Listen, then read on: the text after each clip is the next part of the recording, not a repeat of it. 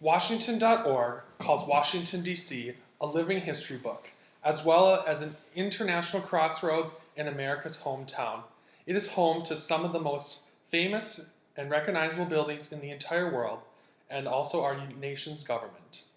I will be sharing with you the historical significance of Washington, D.C., things that you should do in Washington, D.C., and how visiting Washington, D.C. can make you a more cultured person, in hopes that you will be persuaded to visit Washington, D.C. yourself. We will start with a little information about how Washington, D.C. came to be.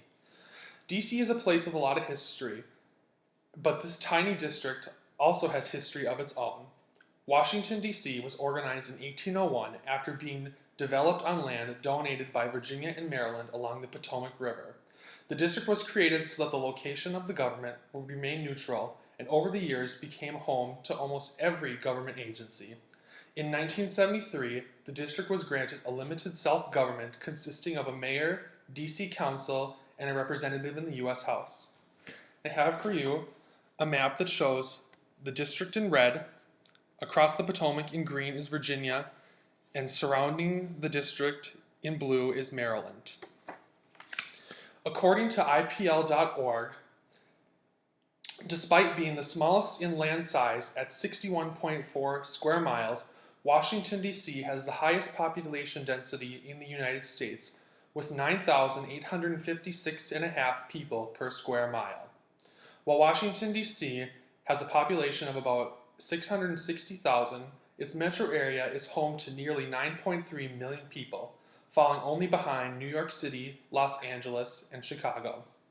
Now that I have shared with you the historical significance of Washington, D.C., I will tell you about the places that I think you should visit in Washington, D.C. Washington, D.C. is home to some of the most famous museums, monuments, and buildings in the entire world, and are the main reason why everyone needs to visit Washington, D.C. Everyone should visit Washington, D.C. to better understand how our government functions and the history of our nation. Washington is home to all three branches of government. The Supreme Court, White House, and Capitol Building house the men and women in charge of running our government. In TripAdvisor's list of the top things to do in Washington, D.C., among the top 5 were National Gallery of Art, Lincoln Memorial, Air and Space Museum, Holocaust Museum, and the Library of Congress.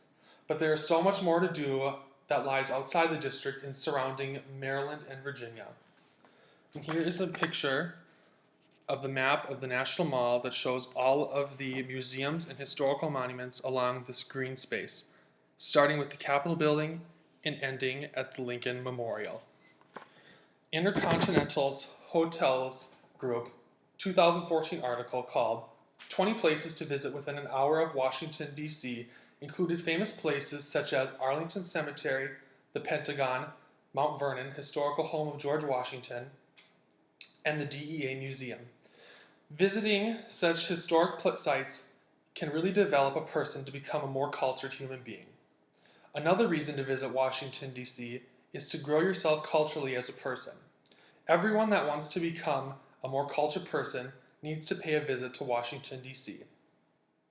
In Travel and Leisure's article, America's 20 Most Cultured Cities by Katrina Brown Hunt, Washington was ranked number 6 out of 20 in the country.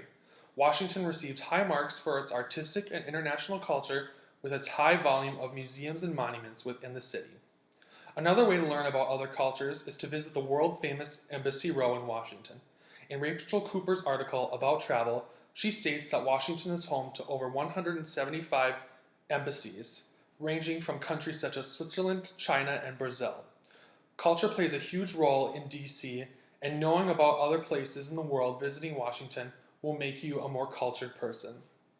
In this speech, I shared with you the historical significance of Washington, D.C., what you should do in Washington, D.C., and how visiting D.C. will make you a more cultured person.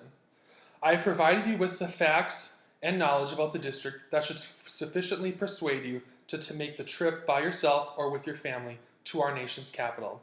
I have had the opportunity to visit Washington, D.C. twice, and both times I learned more and more about our government, and I think everyone should have the opportunity to do so. Hopefully that throughout this speech I persuaded you to take the trip of a lifetime to our nation's capital. You won't regret it.